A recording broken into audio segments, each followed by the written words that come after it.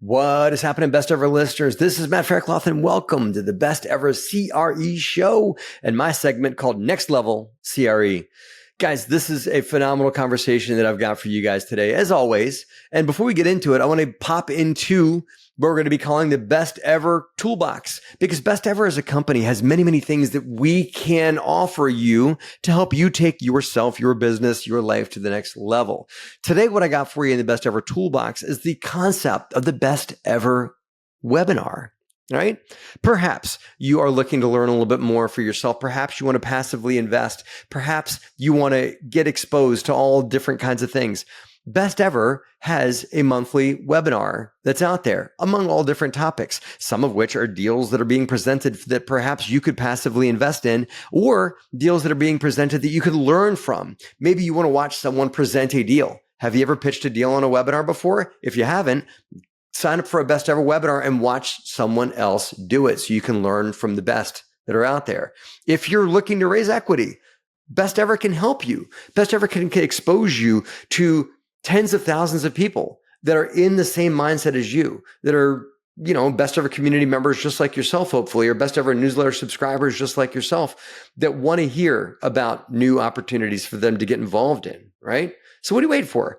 Check out the Best Ever webinars, either as a participant or even join as a webinar presenter through Best Ever to put your opportunities out there that are in front of tens of thousands of people every month. So go to bestevercre.com to learn more about participating in the Best Ever webinar series. Guys, today's interview is phenomenal, right? Here's what I got at it today, right? As a real estate investor, we're all in our real estate echo chamber. I talk about that a lot, right? And the real estate echo chamber is like us, like you and me, best ever listener, people we all read Rich Dad, Poor Dad. We all talk about cash flow. We all talk about appreciation growth. We all talk about perhaps cap rate. We all talk about asset classes and industries and those kinds of things. That is becoming very asset educated and understanding our industry, right? But here's the thing. We as real estate investors are also building businesses. These businesses have team members. Some would call those folks employees. Some would also look at what we're building as companies that have everything from payroll to HR to big visions and big places that we want to go as companies. The problem that I see, and many real estate investors like us, I'm putting myself in this box too, you and me, is that we have much deep asset training through our industry, right? Thanks to our industry. There's a lot of training on what to do and how to buy assets, how to find deals, how to raise capital. There's very little training in the real estate industry on how to build a company, because that's what all these things are. This is all a growing, thriving business. Today's guest is going to talk to us about how to build a company, because that's what we're doing. Guess what? If you're out there doing one or two deals, guess what? Congratulations. You got yourself a business. Now let's learn how to build it and turn it into a top tier business that's out there. Because if you don't want to grow, I get it. Don't listen to the show. You don't want to grow your business at all. Don't listen to the show. You want to grow your business to the next level and the next level beyond that, and build something that's phenomenal, that you're proud of, that you can feed your family as much as you want to and feed other people's family with. That is a thriving, growing business. You want to build one of those. Today's show is for you. Cameron Herold really breaks down for me in this episode a bit about the culture of a CEO, COO.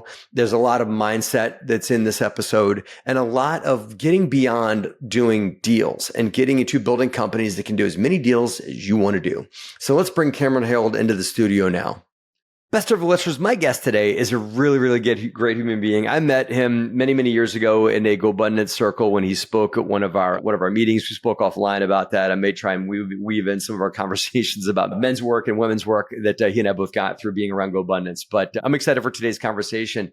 Let me tell you guys a little bit about Cameron Herold. Today, Cameron is the CEO Whisperer, right? Let's find out what that means. He's a master at helping high-performance leaders scale companies with clarity and confidence. He's the founder of the COO Alliance. And he's also, guys, this is really cool. He's the former COO of 1-800-GOT-JUNK. I know you know that company, right? If you're a landlord like I am, you know that company. He has spoken on 7 continents. We're going to unpack that too, because I want to know how Cameron got to speak in Antarctica. How did that happen? I don't know. He's the author of multiple bestsellers, including Vivid Vision, and also newly released The Second in Command. Best ever listeners, welcome to the show, Cameron Herold. Cameron, how are you today? Hey, Matt. Nice to see you again. Good to see you too, bud. I want to hop in for something that I think that there's a misunderstanding in the world, right? If I got 100 entrepreneurs in a room and I said, okay, guys, I want you to write down two things. I want you to write down what the CEO is of a company. Let's cite, let's talk about traction, right? It's not, your model directly, but let's talk about traction, right? So, it's visionary. And then the integrator. And I got to tell you, Cameron, I met so many entrepreneurs that are running around GoBundance circles and whatnot they're solopreneurs. And all they do is tell me, man, I need to get an integrator. I need to get myself a COO.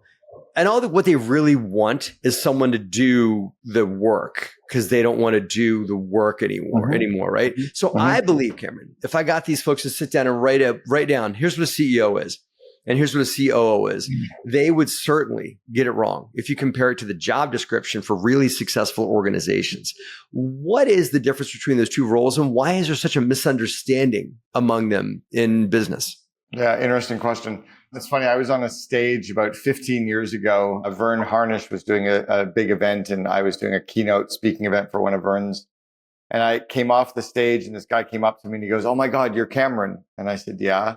And he goes, "Everybody's been walking around this conference for 3 days saying, 'I need a Cameron.'" He said, "I thought it was like a saying, like a flywheel or a BHAG. I thought a Cameron was a thing. I didn't realize they meant you." I'm like, "What are you talking about?" And I guess it was all these entrepreneurs that had heard Brian and I talking about me being Brian's second in command at 1-800-GOT-JUNK. And they were like, "I need someone like Cameron to help me build my company." And that was a real dawning for me that COO role was that yin and yang balancing counterpart to the CEO. So I think the best way I would describe what the CEO, so the CEO is really the person that sets the vision, decides on the culture, usually decides on the direction and the goals of the company, where we're positioned. And the COO is the one that figures out how to make that come true, right? So the COO is almost the co-pilot to the driver or, vice versa, right? At some point, the COO is really driving the business and the CEO is sitting to the side, getting to work on the stuff that they love, that they're really good at. The COO tends to take everything else. So it's that misunderstood role is because every COO is very different based on the CEO that they're working with, the industry that they're working in, and the size or the stage of the company. Even though I was a fantastic COO for Brian at 1-800-GOT-JUNK, I matched his weaknesses. I matched the areas that he didn't love to do. I came in with a lot of industry depth and experience that he didn't have at the time. I was the perfect COO from 2 million to 106 million, but I would have been horrible to go from 100 million to the billion. Their current COO has taken them from about 100 million to 850 million now in 15 years. He would have been terrible for the first 6 years because he really wasn't an entrepreneurial COO, right? So even if it's the same company in the same state, same leader, same CEO, it's a staging thing too. So there's all these little interlinked dependencies that determine what a COO really is. It sounds like there's a lot more trust that's required in that role, because I think a lot of people, when I hear people talk about, I need a integrator, I need a COO, I hear what they're looking to have this person do, and I'm like, man, what you really need is an administrative assistant. Sometimes what people do, if you don't have an executive assistant, you are one. Right. So anybody who's listening, even if you're the CEO of a 50-person company, if you're still doing minimum wage work, and let's say you reported to a board of advisors, I would be pissed off that I'm paying you $500,000 a year to do $15 an hour tasks. So what you want to start looking at is your effective hourly rate and what are you really, really good at, and delegate everything except genius. So often your first second in command is an executive assistant. It's even why I called my book The Second in Command. Is the second in command to an entrepreneur or that integrator, like they popularized in the book Traction. The integrator or that second in command could be a COO. It could be a vice president of operations. Maybe it's a general manager, could be a director of operations, an operations manager, an EA. It depends on the level of accountability, P&L responsibility, budgeting access, the amount of strategic insight they bring in, the amount of employees and partners they bring with you. that determines the tier of what you're actually really hiring. And I think often these entrepreneurial companies give out very big titles to much more junior roles, which really hurts them in the end. Absolutely. Yeah. Cause there's pay expectations associated with those titles and everything like that. I mean, you got to be careful what title you give somebody, right? Yeah. And what happens with the pay expectations is if somebody has that COO title, they're going to go on Indeed, they're going to go on ChatGPT, they're going to go on Google and say, what does a COO get paid? And they'll be like, whoa, COOs are supposed to be 300,000 to 500,000. Oh yeah, but you're really a director. Well, then why did you call them a COO? Right. Call them a director, right? The second thing is that it doesn't give them anything to chase. If you give them this huge, big title, there's nothing for them to work towards because they're already at the pinnacle of their career. And then the last part is it usually kind of puts expectations on their plate that are not actually aligned with what you really need them to do. A real COO is working on the business, but a director is usually working in the business. And if you want somebody to roll up their sleeves and get dirty, if you want to be delegating lots of stuff to them, you want more of a director than a COO, right? When I came into 1-800-GOT-JUNK, I showed Brian the plan of what we needed to do to scale the company for the next 3 years. He's like, I don't even know how to do that. And I said, good, I do. You go out of the way and do finance and IT and let me build it. He didn't delegate really anything to me for about 3 or 4 years.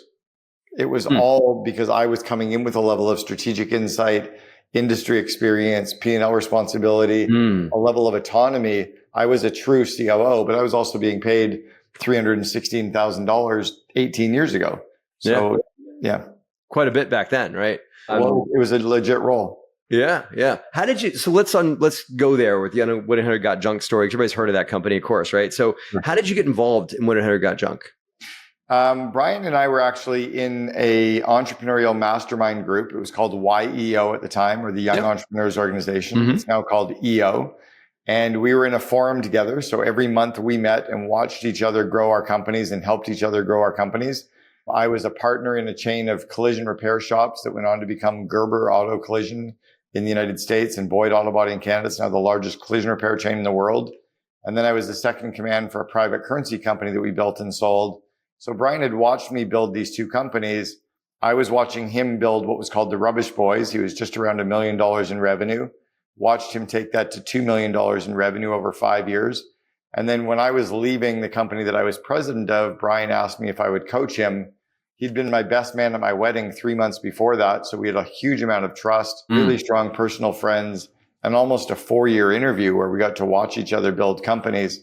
So he knew I knew what I was doing and could come in, and I saw where he was struggling, but I loved his vision. And then we came in and we took the company, again, in 5 years, I watched him go from 1 million to 2 million. In the next 6.5 years, we went from 2 million to 106. So I was able to help execute that growth. So the Rubbish Boy, that's 100%, that's a Canadian name, right? Like that's why he had to change it. Yeah. It started as the Rubbish Boys. Well, nobody in America uses but people know what rubbish is, but it's not a common term in the US, right? Yeah. So that's why he changed it over to 1-800-GOT-JUNK right around 2000.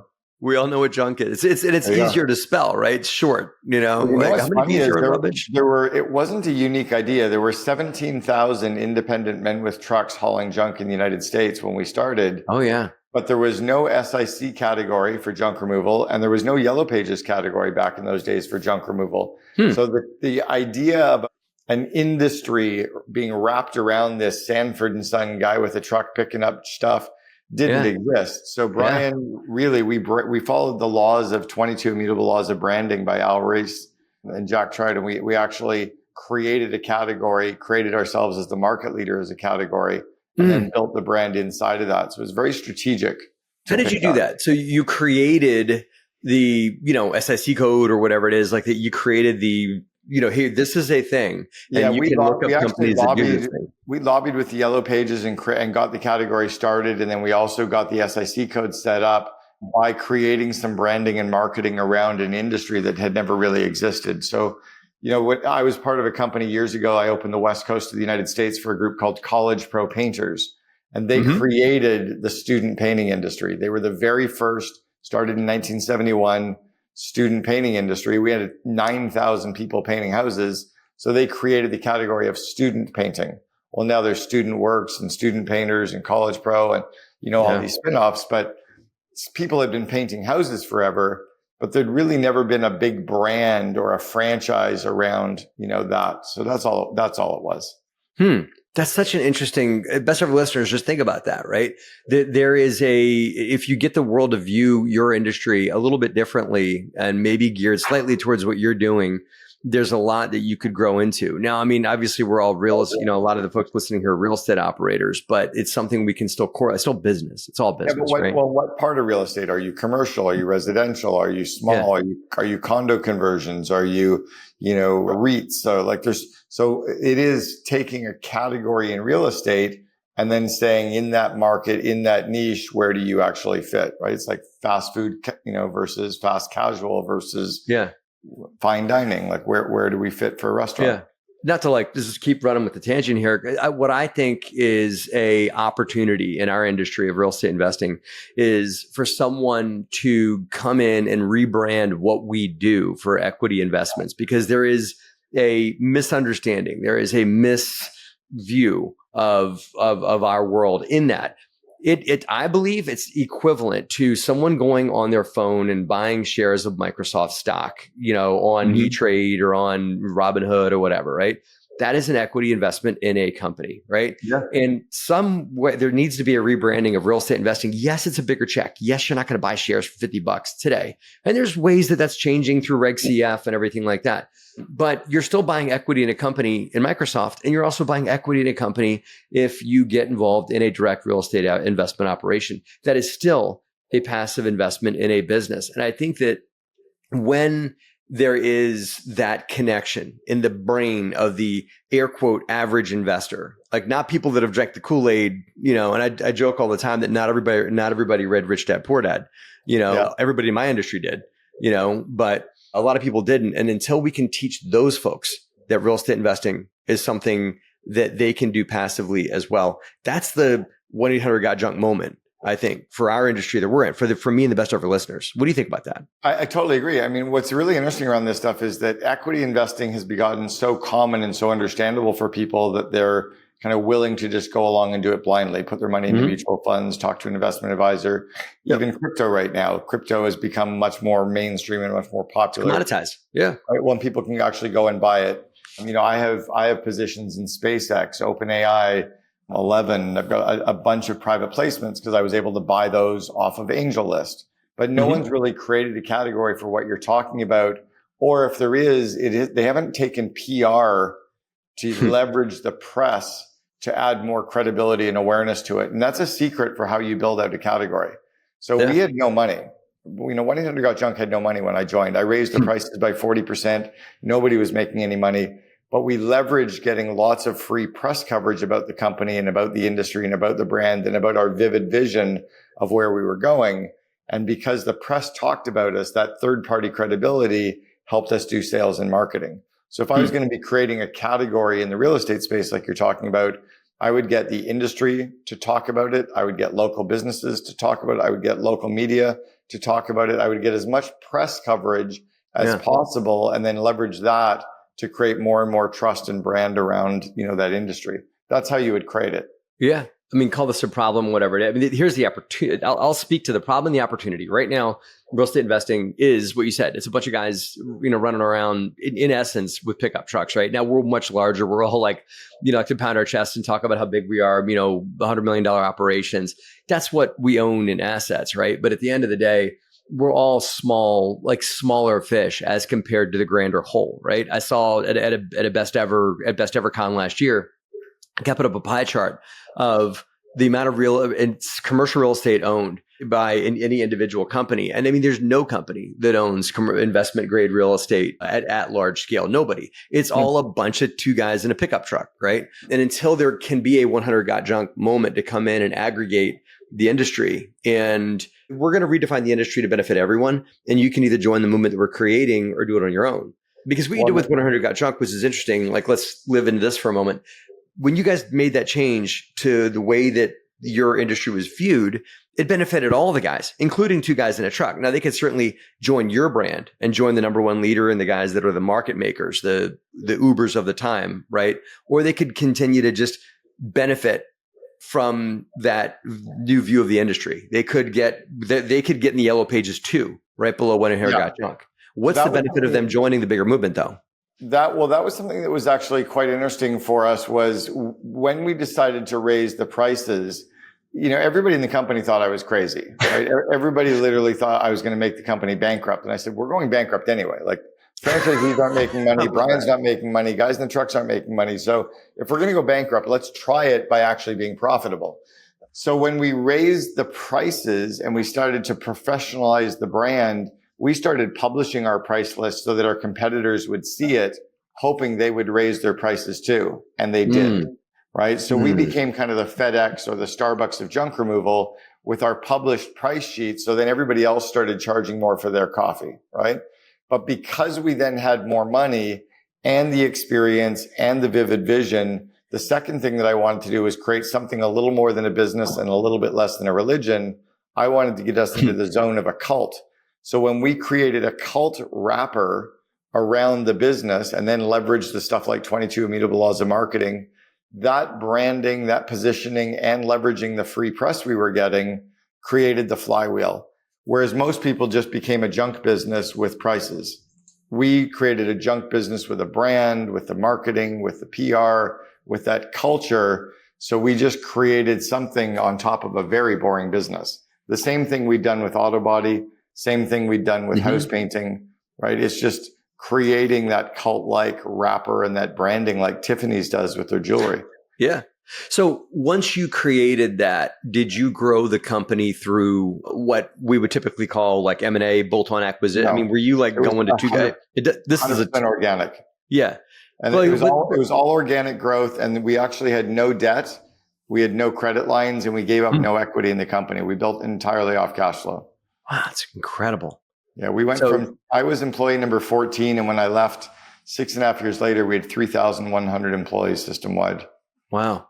So you weren't going, I don't think you could. And this wouldn't happen in our industry either, to go out and buy out two guys in a truck, right? You could. I mean, you can't. You could very easily. You could, but what do you know? When I said to Brian, when we were around 15 or 17 locations, I said, you've got to be very careful that you're talking about being the market leader, but somebody could come into this space with $50 million, open up in 25 to 50 cities tomorrow and hire a general manager, put 4 trucks on the road and put an ad budget in place, and they would destroy us because we have no cash yet. So keep our mouth shut about how, profitable this thing is going to be until we get into the top 30 metros in North America.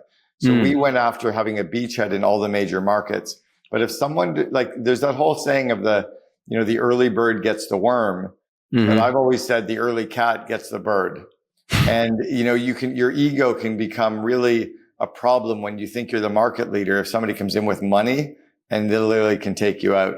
So we were very fortunate that nobody did come into the space. But, if a Waste Management or a BFI or an Allied or somebody tried to get into the category, as an example, Waste Management, the year that I was leaving the company, their allowance for bad debt was 120 million.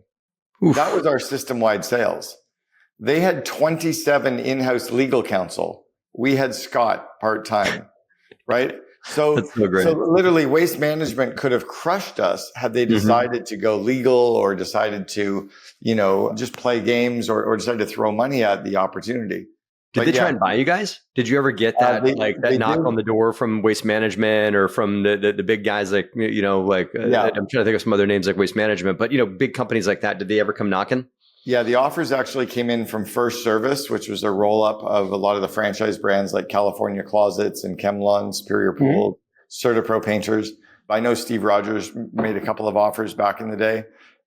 Service Master came knocking, and then Brian has talked to a couple of PE firms. No desire to sell. He's now 850 million in system-wide sales. Yeah, interesting. So he won't sell till I think maybe when they get to $1 billion. So maybe next year. Yeah. Well, it's a lot bigger check at that point, right? And I know Waste Management, when I watched them, they got in late to try and chase what you guys were building and everything like that. But they never wanted to build the local labor force, the franchise model. You guys When Hair Got Junk was a franchise model, right? Like 2 guys in a truck could just buy a franchise from when I hear got junk, and then all of a sudden you guys are going to make their phone ring because you've got the yellow page ads, and then eventually the websites, and now I hear your podcast and radio ads all the time and everything like that. So that's you're why they're making their phone so ring. Yeah, What's that? they're able to buy up the territory now, whereas none of the competitors can afford the marketing and the radio ads. So that is now going to become that flywheel. Yeah. So what we did was, as a franchise company, is we put in place a program. And I've always believed that the only way a franchise organization will ever do well is if the franchisees are making a lot of money. Mm-hmm. So we set up the model that our franchisees could do extraordinarily well. They could run real businesses, making real EBITDA, replacing real tech, industry salaries times 5. And then we created this world-class culture around it. One of the things that we tried to build was a business that was a globally admired brand. So everything we did had to be best of class. We won Call Center of the Year. We were ranked as the #1 franchisor in the world by the IFA. We ranked twice, 2 years in a row, as #1 company to work for in British Columbia. My last year, we were the #2 company in all of Canada to work for. So it was all this push to become globally admired in every aspect. We were on Oprah, right? We were a Harvard Business School case study. Everything we did was to build this globally admired brand. And I think it was that obsession wrapped in that wrapper of the cult and then leveraging that PR that really got that flywheel going. That's why everyone knows us today. 100%. Right. But look at what the pivot moment was, right? Some would say, well, it's when they decided to do this, whatever. It's, I believe, back all the way to the COO model is, when you decided to join forces with When I Heard Got Junk and bring in, that growth idea. And there were a couple of pivot moments. One was when Brian and I were in Forum together in EO, he was able to glean a lot of early stage franchising experience from me. And then I actually got a guy to quit College Pro Painters, Paul Guy, to join Brian to run the student franchise program the first summer. And then Paul became the first franchisee for 1-800-GOT-JUNK. He now owns Toronto, Manhattan, Sydney, Melbourne, and Brisbane, Australia. He's doing about $50 million a year in gross, makes about $10 million EBITDA as a franchisee. So that was a critical pivot because it brought in some early stage franchise experience. And then, me coming in as employee number 14. And Brian has talked about that in his first book, WTF, where he just talks about me repeatedly as that key inflection point. Yeah. And the last one, I think, was that obsession with the flywheel, right? Really understanding that flywheel. And if you can get that heavy disc spinning in your favor where momentum starts to create momentum. And for us, our flywheel was free PR and the cult. Can you tell me more about the flywheel concept? Because I've heard I've read about it in Good to Great. I've read about it, and I think it's in Good to Great, but I've read about it in a lot of books. Yeah, and I've heard the concept get thrown out, and I think a lot of entrepreneurs throw that term around, but I'm not sure everybody really gets it. Give me your interpretation of the concept of flywheel. No, I'll tell you what the concept is. We studied it. We know it really well. We studied every chapter of the book Good to Great multiple times to understand how to actually apply them and put them deep into our business. So the concept of a flywheel is from manufacturing. If you go into any heavy manufacturing industry or any big machines, there's a part of a machine that is this huge, heavy metal disc. And what happens is the engine pushes to get that disc starting to turn. So, you might push on it and spend all day pushing on it and it turns once. And you keep spending all day pushing on it the second day and it might turn twice. And then you keep spending all day pushing on the third day, it might turn 4 times. Pushing on the fourth day, it turns 8 times. Pushing 16 times. And all of a sudden, the more energy that you push in it, the flywheel is spinning with its own weight and your energy, and it starts going faster and faster and faster to the point that you can push it once, and it just keeps going faster and faster. So the idea with a flywheel is finding that one thing inside of your business that if you push on it, if you focus on it, if you obsess about it, if you keep giving it energy, that momentum will create momentum. So it's one of the laws of physics that momentum creates momentum. Mm-hmm. So what most businesses do is they just work hard. They're like flies trying to get out the window. I'm going to work hard, but you end up dead on the windowsill. But if you think about what that flywheel is that you can push on until it's like a satellite in orbit, right? If you work really hard to get the satellite in orbit, it pays dividends forever. We just kept looking for these little satellites to work on, these little flywheels, to push on until that momentum had it going. Then we would get the next one. And I kind of visualized this like the circus performer that had the plate spinning. Once you got the plate spinning, it can keep spinning. Well, we just kept getting the plate spinning or kept getting satellites in orbit. And those were things like the culture, right? Our press, a really strong franchise sales model, really strong franchise profitability. Those things just became perpetual motion machines that are still talked about to this day. Like the fact that I'm even talking on the media with you, that's free press about a company that I left 18 years ago. Yeah. That flywheel is still spinning. To validate that even further, the fact that, and I guess as a real estate guy, because we just live in debt, right? Like to just, that's what we do to buy things. We just take on debt. So the fact that you didn't have to take on any debt to acquire business, to grow, is a validation of the flywheel concept. That means that the fact that you grew on cash flow, that you're able to take the cash flow you're making from your business and use that and pump it back into the machine. That's your flywheel reinvestment back into your business. I'm not saying, best ever listeners, that we should all go out there and start buying a bunch of real estate free and clear. But if you take the cash flow you're making from your business and don't put all of it in your pocket and put it back into your business to reinvest back in, to create that flywheel concept, for what Cameron's saying, guys, whatever it is, social media marketing, YouTube videos, content production, start up a podcast, whatever it is and Cameron, I'm sure you can piggyback with me on this one, but like whatever that flywheel investment is for smaller operators that are on the rise, it's got to be inside your core genius. It's got to be inside the thing that you're great at already. And sometimes the flywheel investment is one of three things. Sometimes it's money. Yeah. We didn't have any money.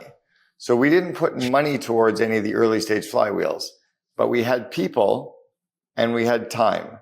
So we had the days and weeks, right? So the people, time, and money are what your investment inputs are into anything. The key is, can you get that fastest ROI? So when I joined 1-800-GOT-JUNK, I was actually coaching a CEO on this yesterday. I said, one of the early stage things that I did is I drew an org chart for what the company would look like 12 months from now. And then Brian came in one day. He's like, we can't hire all those people. I'm like, I'm not trying to hire them all. Trust. I'm just trying to understand all the different roles that have to be played and what percentage of time I'm going to put into those on a weekly basis. So I had like PR 10%, franchise ops 20%, sales 5%. So as I thought through it, I'm like, okay, if I'm spending 10% of a week, I need to do 5 hours a week on PR. When will I put that into my calendar? And that focus of, if I only have 5 hours, what can I focus on that will give us the highest ROI from PR?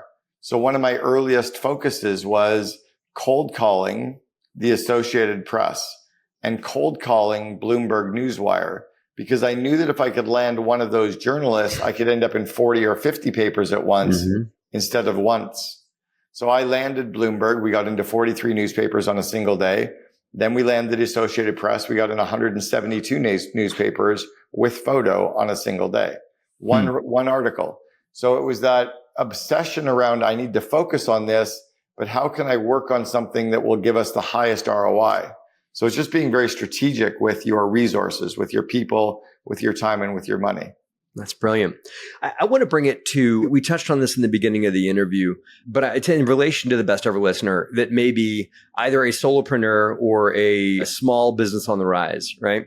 Because you talked that you and Brian had a friendship, had a trusting relationship before you joined 1-800-GOT-JUNK. Is it, given the amount of vulnerability that a CEO may have to do, and as you know, there's a lot of big egos in the CEO world, man, and especially in the entrepreneur space, there's a lot of ego running around in our world.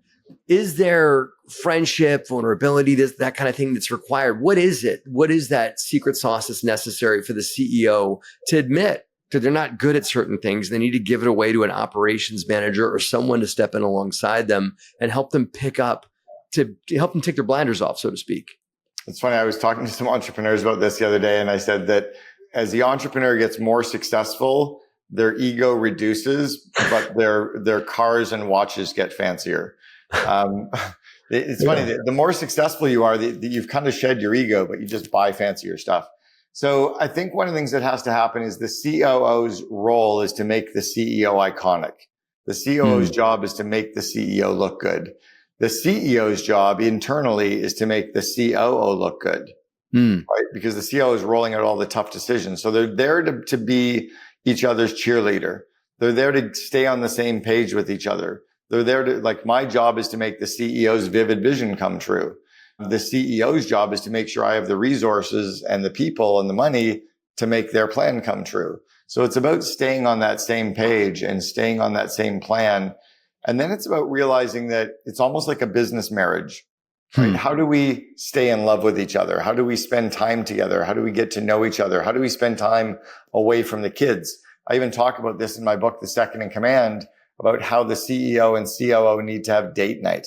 They need to have time away from the rest of the leadership team to just do stuff that's fun for them, to connect together and stay connected together.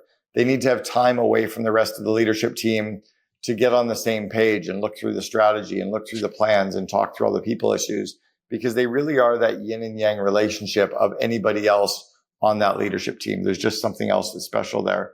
And then by doing those things, it deepens the trust. In the interview process, the CEO needs to work with advisors and the board and really understanding how to do proper interviews. I actually cover it in I have an online course called Invest in Your Leaders. But the CEOs need to be much better at interviewing and really understanding the candidate, doing reference checks, leveraging torque, and really understanding everything about the person they hire before they hire him. I was coaching a CEO about 6 months ago, and he said, when I hire somebody, it usually takes about 3 months for me to know if I hired the right person. I said, that's because you suck at interviewing. If you were good at interviewing and you were good at reference checks and you were good at torque, you would know everything about that person before they even joined you. So can you explain torque? What do you mean by torque? I know the term from a physics standpoint, but what do you mean by torque? So torque is an acronym that stands for the threat of reference check. It comes from the group Top Grading, and then Jeff Smart's book, Who. Brad Smart, his dad, wrote the book Top Grading. The idea is that during the first couple of interviews, you're going to draw out the names of people. So if I was interviewing you, it'd be, Matt, who'd you used to report to? Who are some of your favorite reports? When you have problems, who do you go to? Who are some of your advisors? Who did you hate working with? Who did you have the biggest fight with in business? And we talk a lot about all those people and issues. At the end of 2 or 3 interviews, I'm going to come back to you and I go, hey, Matt, you're a very serious contender for this. We want to do some reference checks. During our 3 interviews, you gave me the names of 10 people. You gave me the names of these people you had fights with and reported to. And I need you by Monday to come back to me with the phone number and email for at least 8 of those 10 people. The C candidates will be like, well, I already gave you my references. Yeah, I'm not calling those 3. I need 8 of these 10. The C players will run away and hide. The B players will probably come back to you with 6 to 8 of the people. Your A players, your best candidates will come back to you with all 10. Even the ones that they hated, even the ones that hate them, with names and emails for all 10. And then your job is to sit down and say, okay, Matt, if I called David Osborne and said, what could you tell me about Matt in the way that he shows up? How does Matt show up? I hope he says something nice. Right? But I would ask him very specific questions about each of my core values, about each of the behavioral traits I need you to exhibit as a COO, about each of the core responsibilities you'll have. And I'll ask David, under the threat of reference check, what would David say? Yeah. Now you're saying you hope David would say something nice. I'm going to be asking you, what would David say about this? What would David say about this? What would David say about this? Then I'm going to say, well, what would Matt King say about this? And what would Matt say about this? What would Matt say about this? I'm going to ask you about 5 or 10 different people about what they would say about all of those 10 areas under the threat of reference check. Well, your A candidates are sweating, but they're telling you the truth. Yeah. They'll be like, you know what? David would say, I probably drank too much at that one meeting and wherever, and I was a bit of a jerk, but he really liked, you know, so that's torque. That's the threat of reference check. And most companies suck at doing basic reference checks, let alone even understanding how to use torque.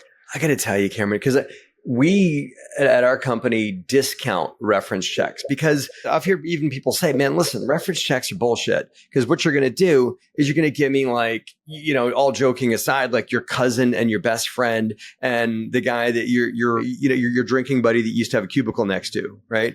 You're going to give me people or the boss that you did a really good job for, all joking aside, right? People that are going to put the best light upon you for whatever reason that may be. You know what? If you gave me those three people, I could learn more dirt about you because I know how to ask them the right questions. Okay. The problem isn't that reference checks suck. The problem is that people suck at doing reference checks. So let's say you gave me your best friend. Yeah. I would call your best friend. I'm like, hey, Bob, I need a favor. I'm thinking of hiring Matt. I know you're going to tell me all the good shit. So tell me all the good shit, but I need you to tell me the bad shit too. Because trust me, if I hire Matt and have to fire him in 60 days, he's going to be pissed off and I'm going to chase you down the street with a baseball bat and beat the shit out of you. So tell me the bad shit about Matt. Come on. So I'm literally going to probe and I'm going to pull it out of him. But most people fluff the reference check and they end up with fluffy answers. Yeah. The problem isn't the reference check. It's how you ask the questions. Absolutely. Absolutely. That's brilliant. I love that. And I must admit at DeRosa, we've made some wrong hires in that. And that's probably for one of the reasons, but partly because maybe we didn't do a good job doing reference checks, as you said, asking the right questions during the interview process. And that's, I'll bet you most of your managers have had no training on doing interviews. How much training have you ever had? How many hours of training on doing interviews have you ever had in your career? Just this podcast right here. Just the last 5 minutes of this conversation. That's it. So short answer, never. You just kind of figure it out, Yeah. Yeah. So you're winging it. Yep. So imagine a kid. I'll admit. Imagine a kid going off to play Little League baseball and winging it. He would come home from Little League for the first 2 years going, Daddy, baseball sucks. Yeah. No, Johnny, you suck at baseball. Because if you don't give the kid the basic skills, of course it's hard. So the problem, I could give you right off the top of my head right now, 12 core leadership skills, of which you and almost everyone listening have never been trained on any of the 12. And because of that, they show up at events like GoBundance saying business is difficult. Actually, no, business is really, really simple. You have none of the core skills. Now you have skills around real estate. You've read books, you've studied it, you've gone to conferences, but you've never been trained on situational leadership. You've never been trained on delegation. You've probably never been trained on priority management and time management. You've probably never been trained on coaching, on running effective meetings. So all the stuff that you do every day, you have no skills at. Well, and I'll tell you this, best ever listener, you couldn't transpose yourself through me because I am being the avatar of the best ever listener right now. So when you hear Cameron talking to me, rewind it the last three minutes. Here's who he's talking to. He's talking to you, best ever listener, solo entrepreneur that's just getting going or a company that's got, 5, 10 employees or whatever. Because Cameron, a lot of people in our space are people that either, like I said, joke around Red Rich Dad, Poor Dad or whatever, started out with a couple of rentals or went to a conference on how to buy real estate or whatever and built these companies without the training on how to build a company. And a lot of real estate entrepreneurs now, like myself, and I think I've come a long way, but a lot of entrepreneurs like myself that are listening to this show are figuring it out. Right. We're, kind of bumping into the guardrails. Oh shit, there's a guardrail. Well, let me not do that again. And we're just kind of learning as we go. Right. So what would you say to the guy or gal listening to the show right now that started out with a couple of duplexes and before you know it, they're like, oh shit, I'm sitting on a couple hundred units and I want to get to 1,000, but I've hit that glass ceiling. Sure. I need more team members. I'm stretched. I'm doing too much work myself. These are facts. These are people I talk to in my circles. What are they missing? What they're missing is that they haven't studied some of the core skill sets that are required to actually build a company. They've studied their industry. Yes. Here's a very classic example. I was speaking with a friend of mine who's a dentist. He owns 11 dental locations. I used to coach him 15 years ago. And his 11 dental locations that he is the CEO of, this dentist, Hans, got 1 hour of training during his 7 years in dental school on how to run a dental practice. That should be malpractice. Any doctor, any chiropractor, any lawyer, any architect, any engineer who gets all of their schooling forever and a day with almost no training on how to run, and they go run a business. They're disasters. Well, that's the classic technician. It's like the guy who fixes brakes and opens up a brake shop. So study business as much as you've actually studied your trade or your niche. Learn how to be a leader. The other thing to remember is that the leader's job, the visionary's job, is to know what has to happen but not to have to be the best at making it happen. Mm. So you have to know that, oh my gosh, there needs to be some skills in our company around these things. That's what you need to get your COO trained in. It's your COO that needs to be in the COO Alliance. Your COO and your managers go through the Invest in Your Leaders course. You have to get your people skilled up so that you can stay there as the visionary. Most visionaries will be horrible at running interviews, running meetings, doing all these skills. But now that you know that they exist, make sure your management team is skilled up in those areas. This is brilliant. So how does someone listening here know if they're, because there's, let's say maybe half, I don't know, you probably be able to tell me the exact percentage, but there is a percentage of the best ever listeners now that are actually a better COO.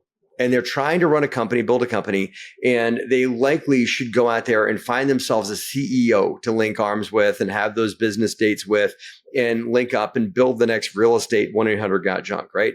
How do you know if you're a rising CEO or if you're a rising COO? What's the difference? How does one sense that in a rising entrepreneur? It's a DNA thing. And I talked about this in a talk that I did for TED back in 2009 about raising kids as entrepreneurs. And I said, there's thing one and thing two. You need to have the DNA that you are the makeup of an entrepreneur, and you need to have the skill sets to be an entrepreneur. Sadly, starting in 1997, from 96, 97 through 2000 was the rise of the first .com era. That began the trendy idea of being an entrepreneur. And then when Facebook launched in 2007 through the last really 15 years, or I guess 18 years, because of social media, being an entrepreneur has become very trendy, very exciting. Everybody wants to be an entrepreneur. The reality is 3% of people are hardwired to be an entrepreneur. 97% are hardwired to be employees. Because entrepreneurship has become so cool, everybody thinks they should be one. Not true at all. The DNA that you need to have, number one is most entrepreneurs are very, very high on attention deficit disorder. Meaning where the spectrum is, right? And by the way, you can't be on the spectrum. We're all on the fucking spectrum. It's a spectrum. You can't fall off the bell curve. You can't fall off. That's so great. I love you say that. We're on the spectrum. It's a spectrum. Right. That's why it's a spectrum of colors. Right? So you could be at 0 on the spectrum or 100 on the spectrums, right? So I have 17 of the 18 signs of attention deficit disorder clinically diagnosed. My wife said if I was actually paying attention during testing, it would have been 18 for 18. Right? So if you're very high in attention deficit disorder, odds are you're on the spectrum, or you're very high on the spectrum for being an entrepreneur or a creative. If you're very high in bipolar disorder, which is the mania and stress and depression, you're very high predication to be an entrepreneur. If you're one of those people that kind of is constantly spotting opportunities and wanting to change things, that's usually a good sign that you're an entrepreneur. Those are the three things that actually show you that you have the DNA to be an entrepreneur. So ADD, bipolar, and the fact that you're always spotting opportunities. Yeah. The skill sets are different, right? The skill sets to lead people, the skill sets of sales, the skill set. Now, I think if you're really good at, if you're always selling, like I was always selling stuff as a kid. I was a strong leader as a kid. Those again are DNA traits, but they're also skill sets. You can learn them, but you're hardwired. People are hardwired to be salesy or they're not. They're hardwired to be leaders or they're not. You can get better at it, but those I think are the DNA traits to know if you really should be that or not. Risk tolerance. Entrepreneurs don't see risk. What we see is ROI. We understand the math. So there's a skill set at understanding ROI. There's a skill set at understanding investment. There's a skill set that understands that I have a risk of being fired or a risk of going bankrupt, but we can understand the relative risks because we can do the math. That's a skill set. Let me just hop in and ask a question though. When you say entrepreneur, right? I get that. And I mean, hey man, I join you on the ADHD club and everything like that. I'm right there as well. I really identify with a lot of things you said, and maybe I'm certain a lot of the best ever listeners do as well. I want to explain why that really quickly, why that's not a disorder. Attention deficit is a disorder if you want to be a teacher. It's a disorder if you want to be an engineer. It's probably a disorder if you want to be a doctor. But as an entrepreneur, it means I'm seeing everything. I'm seeing the time, the market, the economy, my customer, the branding. I'm seeing what's happening with my employees and the feeling and the energy. I'm seeing what's happening with the market and the global economy and trends. I'm seeing what's happening with software and AI. I'm seeing all these opportunities. And because of that, I can spot opportunities. I see opportunities to scale, but it's so Mhm. overwhelming that it forces me to delegate. Yeah. Right. Yeah. That's a superpower as an entrepreneur. If you're so myopically hyper-focused, then you miss everything. Yeah. So, but there needs to be both, right? And is that like, does that CEO energy, the visionary, so to speak, right? Is that the entrepreneur mind that you're talking about? And they need a CEO to like, I use the analogy sometimes, Cameron, of a Like brick me. and a balloon, right? Like you got to have a brick and a brick and a balloon operating independently. Neither would do anything. The balloon would fly off into the ecosphere and a brick would lay on the ground and never go anywhere, right? When you tie the two together, they actually get some shit done, right? I love that. I've never used the brick and balloon. I have two others. I have the COO is to be the brake to the entrepreneur's gas, but not the parking brake. Right. And we have to be the leash to the entrepreneurial dragon, but we don't choke them. Yes. So we have to be the brick to the hot air balloon, but not a brick that's too big. Yeah. They're both too big. They're both sized accordingly to create balance, right? Yeah. So the job of the COO is to make the CEO look good, to make the CEO iconic, and to save the CEO from themselves. By the way, one of the tricks I always teach our COO Alliance members is anytime your CEO comes to you with their new idea, which is like every hour or every day, our job as the CEO is to say, I love that idea. Can I ask you a few questions so I understand it even more? And the CEO will be like, great, tell me, because they're like, they just want to keep telling you about their idea. Yeah. So you ask them about the who, what, when, where, why, and how. You ask them about the ROI expectations and what completed looks like, so that then you can decide, do you green light the project, meaning you're going to start it this quarter? Do you yellow light the project, meaning we're going to start it, but not yet? Or do you red light the project, meaning after we now have fleshed it out, we can kill it because it seemed like a good idea, but now that we've talked through it, we just kill it. For the entrepreneur, what they often want to do is just get the idea out of their brain, because their brain is like a hard drive and it's full. And in the absence of having a system to take care of their ideas, they just want to start it or delegate it. Our job as the CEO is to save them from themselves, to take their idea, understand the idea, and put their idea into a list or into a parking lot. I love that. So for the best ever listener that's listening now, there's perhaps two big personality boxes, and I'm sure there's a ton of personality boxes, but there's two really here. There is that shiny nickel, shiny object syndrome sufferer, like me, like you as well, the ADHD brain and whatever, as you said, the hard drive gets full, it needs to brain dump. And then there's the other one that's the coordinator, the navigator, the director that's there to be the business best friend of that person, to say, hey, listen, dump, let me ask all the questions and help you direct this, and maybe say, let's parking lot this, or not right now, right? Because not every entrepreneur is of that wiring, but there's a lot I've seen a lot of correlations, and I can name many partnerships that I've met at the Best Ever conference that are great, that seem to have that same alignment, right? So is that the balance? Yes, it is the balance. And what you just spoke to is really interesting. I talk about it in my book, The Second in Command, that the business marriage of the CEO and COO is very similar to the marriage of a husband and wife.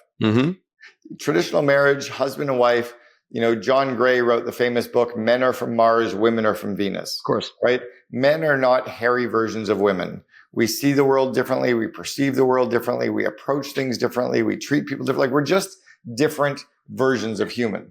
Yeah. We need to work how to communicate together and how to stay in sync together and how to actually collaborate together. Very similar to the CEO and COO. The COO is not a lesser version of a CEO. We see the business differently. We perceive problems differently. We perceive opportunities differently. We actually think of the business in a very different way. Our job is to stay on the same page. The CEO has to learn how to communicate to the COO, and the COO needs to learn how to communicate to the CEO, because we communicate differently. So we actually have even had marriage counselors work with some of our CEOs and their COOs. In fact, what's Jeff's name? Was it Jeff Daniels from My Outdesk? Is a former GoBundance member? Yes. That's his name. He was having issues with his COO 8-9 years ago, and I introduced him to a marriage counselor that helped he and his former COO, Daniel Ramsey. Sorry, Daniel Ramsey is was My Outdesk. And then Daniel's COO was Jeff. They worked with a marriage counselor. Jeff was a CO Alliance member, and the marriage counselor helped them communicate and get on the same page to each other. That's a very powerful way to remember is that, yes, the COO is going to drive you crazy. Yes, your wife is going to drive you crazy, but a better wife is still going to drive you crazy. Like every wife will drive us crazy. Every husband will drive their wife crazy. How do we learn to not drive each other crazy? Right? How do we learn to listen? How do we learn to be empathetic? I've seen organizations, Cameron, where the one personality is a bit stronger than the other. I worked with a company as in the industry that I'm in, where the CEO was way stronger of a personality, and his COO could not hold him back, was not strong enough of a personality to tell that person no enough, and was not there to reel him in. And that company grew way too fast, way too quickly, and they ended up having to sell a lot sooner than they should have because they weren't able to keep their guardrails in place, right? So that whole concept of a couples therapy conversation is there probably to keep both sides in check. And both sides are complicit. Yes. So not only could the COO not slow down the CEO, the CEO did not create enough space to allow the COO to keep them in check. Yeah. There wasn't enough balance. The CEO wasn't saying, what are my blind spots? The CEO wasn't saying, where am I driving people crazy? The CEO probably wasn't giving enough time for the COO to actually give them that feedback. I always say it's kind of like the Aesop's fable of the emperor's new suit. The emperor has to want to know they're naked, but if they've created this fear or this culture that, has to be everybody saying that you're doing great, that's their fault as well. So I think both sides can be very complicit to that. And they have to have equal voices, right? Like, and this goes to the egos that are out there, to all the folks that I met in GoBundance that think that their CEO, their COO, their integrator, so to speak, is their employee to do their bidding and to just go and do the things they don't feel like doing, right? It's really, whether they've got the same equity you do or whatever, there's someone that's a business partner, that's a growth partner with you. How do you create that environment to where the COO doesn't feel like an employee of the CEO? I think it's just that same page meeting. It's making sure that, I talk about American football as an example. So like, what's your favorite football team? Me? The Virginia Tech Hokies. Thank you very much. All right. So the Virginia Tech Hokies. So that's right. If you've got the wide receiver for Virginia Tech, which is the most important team for the wide receiver of Virginia Tech? Is it the offensive team? You've got the defensive team. You got special teams. You got the wide receiver, Virginia Tech. What's the most important team? Of course, he plays on the offense, right? So his most important team for the wide receiver is the offense. The most important team for the wide receiver is the Virginia Tech Hokies. Okay. The second most important team is the offensive team. Okay. The greater whole. Critical. If you're leading a functional area like finance, your most important team is the first team, which is the leadership team of the company. The CEO and COO's most important team is the leadership team. The CEO's most important team is the leadership team. Marketing's most important team is the leadership team. That's the culture that the CEO has to ensure, or the COO has to ensure is happening. That's where you break down silos, politics, and turf wars. That's why when the wide receiver is off the field, they're still watching the game. When the defense is coming off the field, they're high-fiving them. Great job. By the way, that guy's beating you. Like, they're sharing tips on what they're seeing because they're always in it for the team, not for just their business area. As I want to transition to one other point here, and that is the concept. I mean, you literally have a book on the topic of vivid vision, right? Of creating a vision as a company leader. And that's perhaps the glue that holds all those different teams together that you referred to, marketing team, everyone else, why supporting leadership team is important. For the best ever listeners that are out there right now, that are rising business leaders that are running either solo shops or small person shops, those folks would tell me, well, yeah, I'll worry about vision. I'll worry about creating culture when I've got 50, 60, 70 employees, right? You probably have heard that. You're shaking your head because I know you've heard that from people that are, 2, 3, 5 person companies, right? Yeah. Why? Just, of course, tell me why that's bullshit and tell me how someone can, create that at a very, very small company scale that's going to scale out. I remember chatting with Brandon Turner from the Bigger Pockets, a real estate podcast, about this. I think he's a GoBundance member as well. We were talking about vivid vision and how important it is for people in the industry to actually have a vivid vision. And I was talking to him about a real estate developer who one day said, we don't really have a culture in our company. Mm-hmm. I said, well, then that's your culture. It's kind of beige, and it's not even Martha Stewart beige. It's like boring beige. It's just doesn't stick. It's just, I'm here for now. This is a place that companies like that have no culture just become a place that someone works for now. It becomes like a waiting area until another opportunity comes around. It's horribly average. You're just running. So the cool thing about average is half of the companies are there, right? 25% are below average, 25% are above average, 50% are in the middle. So if you want to be average, that's cool. I mean, there's 14 million companies in the United States. If you want to be one of the 7 million in the middle, that's cool. That's fine. If you want to be in the top 25%, then you got to decide what to do to be there. If you want to be in the top 5%, if you want to be a best company to work for, or if, like even when people say, oh, I was in the Inc. 5000 or the Fortune 5000, whatever the hell the list is, 5,000? You're excited about being in the top 5,000? That's like coming in 17th place in your high school running race, for fuck's sakes. Like maybe in the top 500 or maybe in the top 50, but like being like, oh, I was number 3,418 on the list. Who fucking cares? Right. Wear your 17th place ribbon. So to be best of class, right? I want to build a mediocre company, right? I want to just be able to pay my bills. I want to not go bankrupt, right? Like that's really what you're saying. That's really what happens. Yeah. So the example of the vivid vision is a 4 or 5 page description of what your company looks like, acts like, and feels like in the future. I equate the vivid vision to the same as the picture on the front of a jigsaw puzzle box. If your mom gave you a jigsaw puzzle with 5,000 pieces and no picture of what you were actually making the jigsaw puzzle, it would take you a lot longer to make it because you have no idea where all those color pieces go. When you have a vision for what you're building, every employee comes in excited and inspired and educated and aligned. The last piece I'll give you with this is it's like the 3 bricklayers that are making bricks in Barcelona 100 years ago. And you walk up to the first guy and you say, what are you doing? He goes, I'm making bricks. They ask the second guy, what are you doing? He said, I'm building a wall and I get to make the bricks to build a wall. And they ask the third guy, what are you doing? And he pulls out this drawing and he said, we're building the Sagrada Familia. It's going to be one of the most incredible cathedrals ever built. And we're spending 125 years building this cathedral. And I get to make the bricks to build the left wall of the cathedral. All 3 of them are making bricks. Yep. But who do you think is more inspired and more excited and caring more about what he's doing? It's the one that sees the vision for what they're building. So and the first guy will, if another opportunity comes up to make water valves, he will take that opportunity in a New York minute because all he's doing, just making bricks. Who gives a shit? Just making bricks. Not what he's doing. There's no purpose. He might go make bricks somewhere else, but he'll go make bricks somewhere else for somebody who has a vision for some other cathedral, and now he's excited about building something.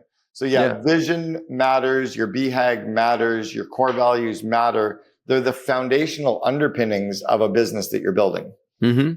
Absolutely. Best ever listeners, let's all get beyond survival mode. Let's all stop doing things just to do deals and whatnot. Let's build phenomenal companies together as a best ever community. Cameron, this has been a phenomenal conversation. Thank you for introducing a lot of your concepts today. And obviously reminding those that have read a lot of your books and are already fans of yours as well. For those that want to get to know your brand, your company, everything about you more, how do they reach out and make contact with your company to learn more about what you guys are up to? Sure. And go to CameronHerold.com and it's HEROLD. So CameronHerold.com. It has information on my online leadership course called Invest in Your Leaders. Has information on all 6 of my books, my podcast, which is called the Second in Command podcast. It has information about the CEO Alliance, about my group coaching, my one-on-one coaching. It's all there. Phenomenal. Guys, check out CameronHerold.com to learn more. I am personally inspired by today's conversation and I hope you guys were too. Cameron, thank you for joining us on the Best Ever CRE show today. Of course. Thanks, Matt. I appreciate it. Best Ever listeners, that was awesome. Thank you so much for listening to that episode with me. I hope you got a good bunch of nuggets like I did. I got a ton just for my company, DeRosa Group. I've got things and lessons. I took a whole page of notes while I was interviewing Cameron. I hope you guys did too. And realize something, that we as real estate investors are building companies. We are. We're not just doing deals. Yeah, we're getting passive income. Yeah, we want financial freedom. Yeah, we want all those things, but we are achieving it through building a company. And building that company is something that builds sustainability, builds longevity, builds something that you can maybe sell or hand down to somebody else, or is going to be there whether you're in there or in the middle of it working or not. So if you want to do all the things, all the work yourself, all the everything, then yeah, I get it. Don't build a company, just be a solo entrepreneur. But if you really want to grow and scale and achieve a level of financial freedom, building a business is what you got to do, right? So today's episode from Cameron is all about the role of the CEO, the COO, all those things. I got so much from this. Hope you guys got a lot too. And I hope you guys can bring it into your businesses, into your lives. Pass this episode along, by the way. If you guys have someone that is your COO, send it to them. I'm going to send this episode to a lot of people. Make someone in your circle listen to this episode, pass it along. This guy Cameron Herold did a great job today on the show. So send it along to others to propagate this message so we become bigger, better, stronger real estate investors together as a best ever community. So pass the word along about that. Make sure you like and subscribe to the show. If you're not subscribing to the Best Ever CRE show, what are you doing? Subscribe. Come on, join it. We got a lot of new hosts coming in, a lot of new conversations coming at you guys through Best Ever. So make sure you subscribe to the show so it's right there in your feed. And come see me next Friday, every Friday. The next level CRE segment is coming at you guys. I will see you then. And thanks for being a best ever listener.